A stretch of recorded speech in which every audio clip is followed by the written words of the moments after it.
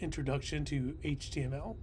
I'm assuming you have absolutely zero coding experience or zero backend experience with the computer. So we're going to start off pretty easy and kind of build up our skills from here.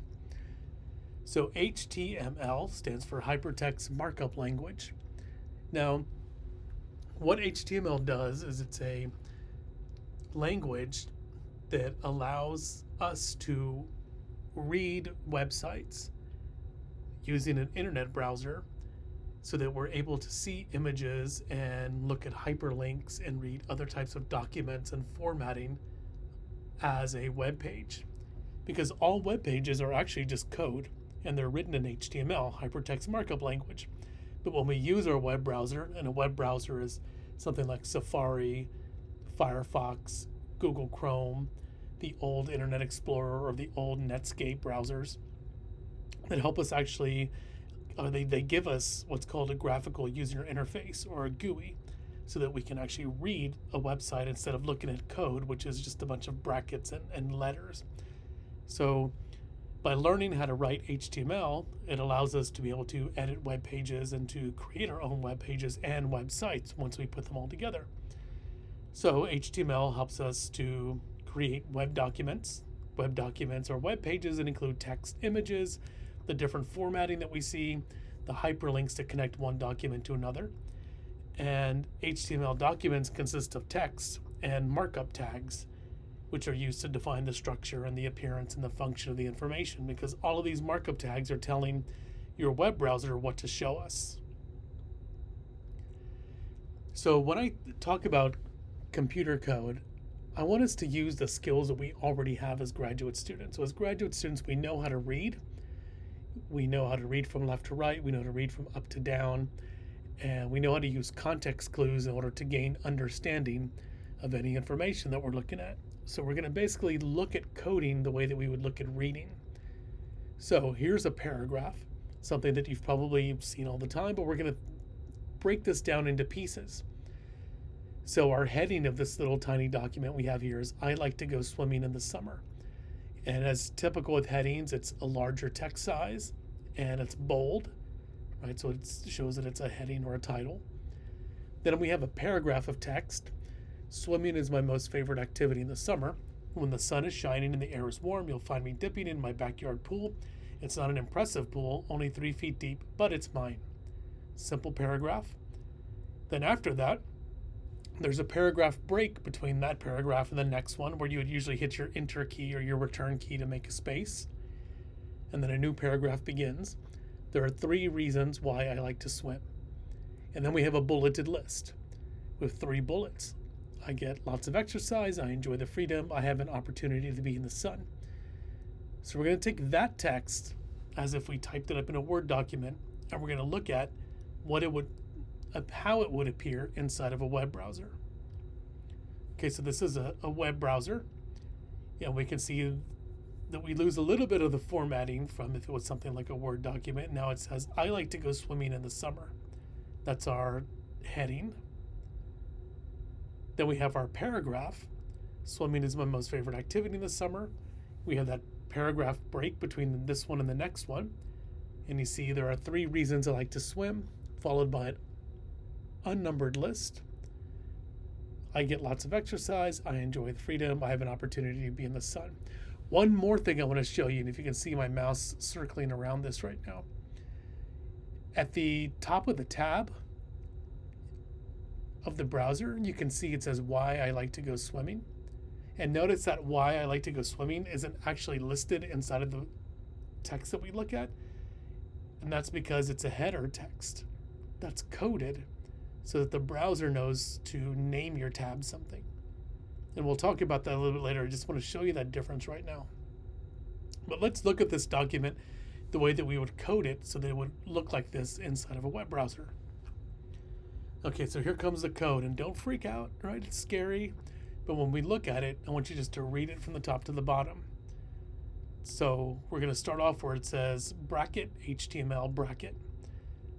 So those brackets saying HTML is basically introducing this document as an HTML document. So it's telling the web browser this is an HTML document.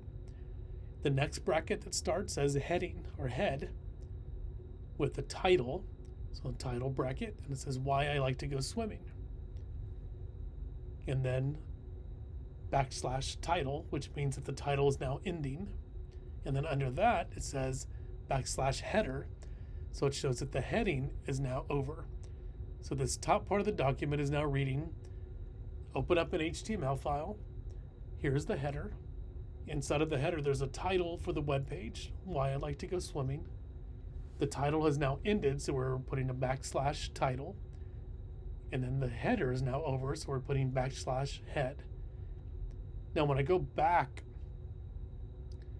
I want you to look at the little title here on the browser that says why I like to go swimming. And that's where it appears, up there on the title. So now let's look at the next section. The next section is going to be the body. So the body, in order to start the body, we have to use a tag that says body. Then we're going to use heading 1. So heading 1 means that it's going to be an actual heading, the same way if you were writing a paper inside of a Word document and you had a heading. You normally have heading 1, heading 2, heading 3, heading 4. That's what H1 means. It means heading 1. So heading 1 is why I like to go swimming in the summer. Then we want the heading to stop, so we do backslash heading 1. We do P right here for new paragraph, and that means that we're going to start a new paragraph. And our paragraph starts, swimming is my most favorite activity, blah, blah, blah. It's not an impressive pool, only 3 feet deep, but it's mine, / paragraph. That means that that paragraph is now over. So let's look at it one more time. You can see heading 1, I like to go swimming in the summer because we told the web browser we're going to have a heading. We can see that the body starts now. Swimming is my most favorite activity in the summer when the sun is shining. And then we said end paragraph, which means that there's a paragraph break between the next one that starts, there are 3 reasons I like to swim. So we're going to go back to the code. And here we are. There's 3 reasons I like to swim. Paragraph, which means that that paragraph is over. We're going to make a break. Now UL means unnumbered list. And an unnumbered list just means bullet points. A numbered list would mean a numbered list, 1, 2, 3, 4, 5. But an unnumbered list just means 5 blank bullets. And then to start our bullets or our list, LI stands for list. We would say parentheses, LI, parentheses, I get lots of exercise. And then we want to close it, so we do backslash list. Open it again to make a new list, LI, I enjoy the freedom, close it. Open it, I have an opportunity to be in the sun, close it. And then stop the unnumbered list. Below that, we're going to say close the body. And below that, we're going to say close HTML because the HTML document's now finished. And once again, this is what it looks like.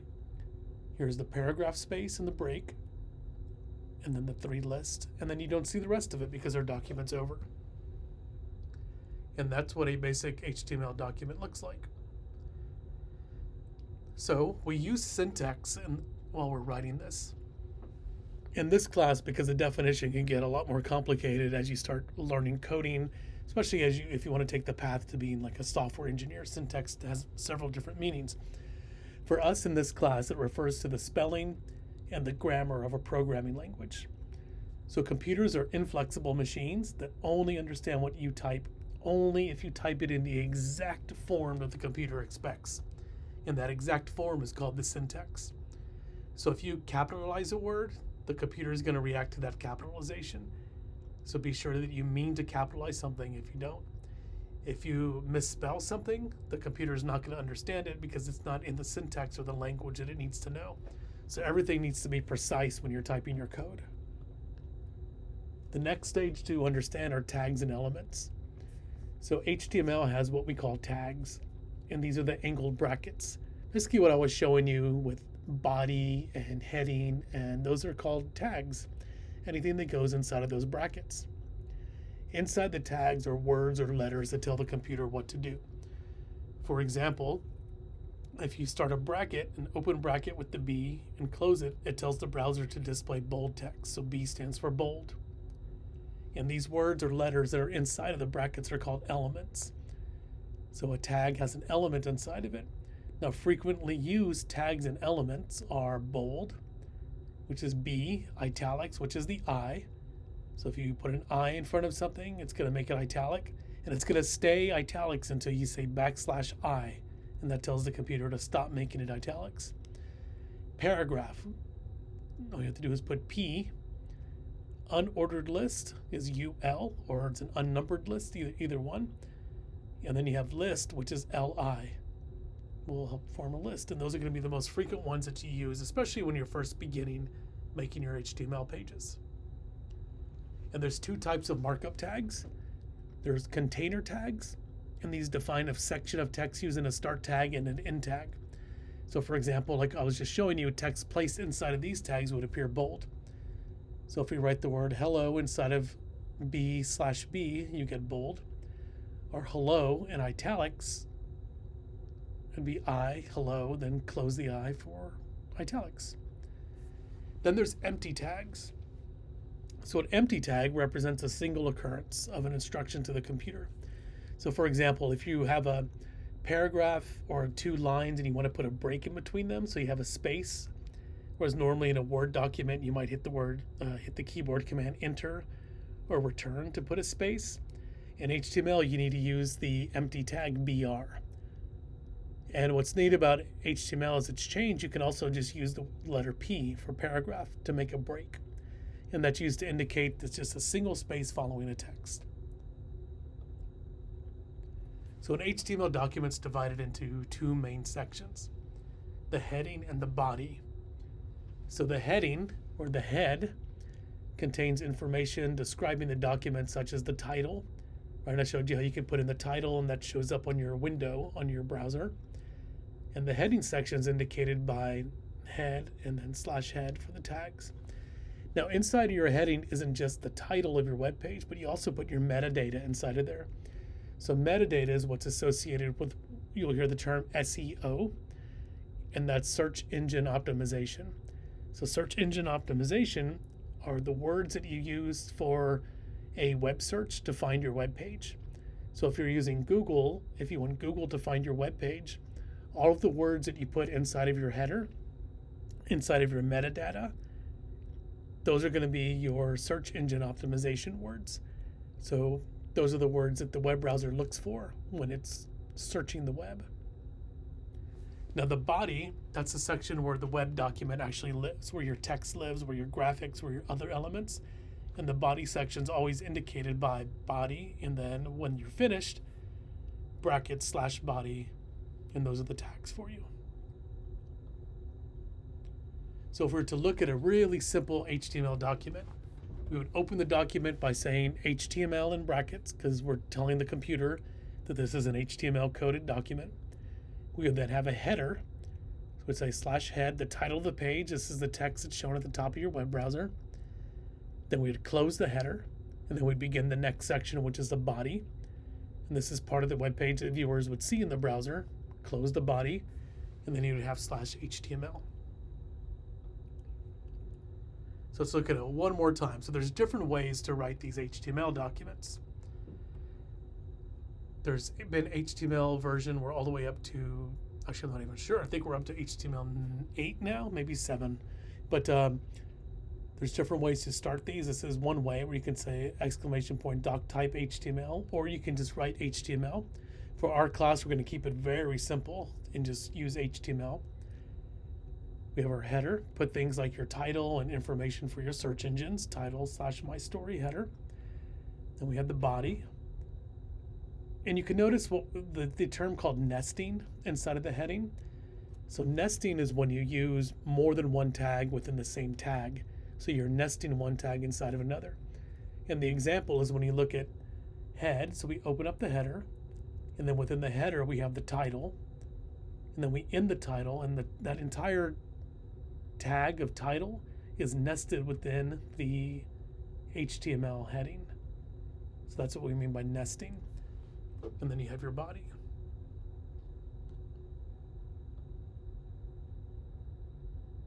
You can see it one more time. Here's another way to write it. HTML, head, title, head, body, body, HTML. So there's lots of text authoring tools that you can use. Any text editor can be used to create HTML. The most commonly used text editors are Notepad on Windows, WordPad on Windows, or TextEdit, or even Notepad on the Mac. WYSIWYG authoring tools. You see this WYSIWYG is pronounced as WYSIWYG, and that means what you see is what you get. And these are the type of authoring tools we're already used to using, like within Facebook or within a Word document. You can highlight something and create underline to underline it, or you can highlight text and click bold and it'll bold it. That means what you see is what you get. And there's lots of examples for authoring tools that are WYSIWYG. Dreamweaver, Google Pages, Wiki, WordPress, and something like Wix is a what you see is what you get type editor that you can use. Now we're going to be using a tool called Glitch. Glitch is an open source software that allows you to type your HTML code and also look at it in a window as you type it, so you can see what's happening as you type. And it's a nice tool that we can all use and share, and allows us to use a remix type environment so that we can open up a project and then we can just change somebody else's project instead of starting from scratch every time. So here's some examples of the headline tags. Remember, it's bracket H bracket, type in your level of heading, and then close it, bracket \H bracket. So if you use a level 1 heading on the right hand side, you can see what level 1 looks like, then level 2, level 3, level 4, level 5, level 6. It just gets smaller and smaller and smaller as you use these. And you can think of this almost as if you're using an outline, then you have your kind of Roman numeral 1, and then your first letter A, and then a small Roman numeral, and then a small letter A, and then it just kind of gets smaller and smaller as you go down. And those are the different levels of your headings. So here's creating a simple web page with all the elements. So on the left-hand side, we're going to open up our header. The title of it is going to be Muffins by /title, and you can see Muffins up here in the browser window for the title. We'd close our header. And remember that title is nested inside of the header. Then we'll begin the body. At the body, we have headline 1, Muffins the early years. And you can see that Muffins is much larger than the rest of the text. Then we start a new paragraph. Hi, my name is Muffins. I'm a mighty cat. I was adopted by my family when I was only 3 weeks old. Paragraph, which means the paragraph ends. A new paragraph with P. My mommy is a human. They are funny creatures.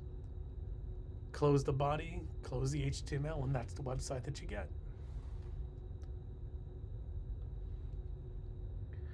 So links and images are a little bit different. So in order to understand how to put an image or a link inside of your web page, you need to understand what a URL actually means. So we all use URLs all the time. We copy and paste them and send them to friends anytime we're sending like a news article, or if we want to post a website onto our Facebook, we copy and paste the URL and stick it in our Facebook status. And that's a uniform resource locator. It's actually complicated when you think about it. So what are URLs when we break it down? Let's look at this website, http www.myschool.com/homework.htm. When we look at this, number 1, when it starts off, HTTP stands for Hypertext Transfer Protocol. And what that does is it helps one computer contact another computer. So every time you type in http:// you're telling your computer that you're about to contact another computer. Number 2, where you see www, that stands for World Wide Web. So you're telling the computer that you're not looking for a local file on your machine. You're actually looking for something on the World Wide Web.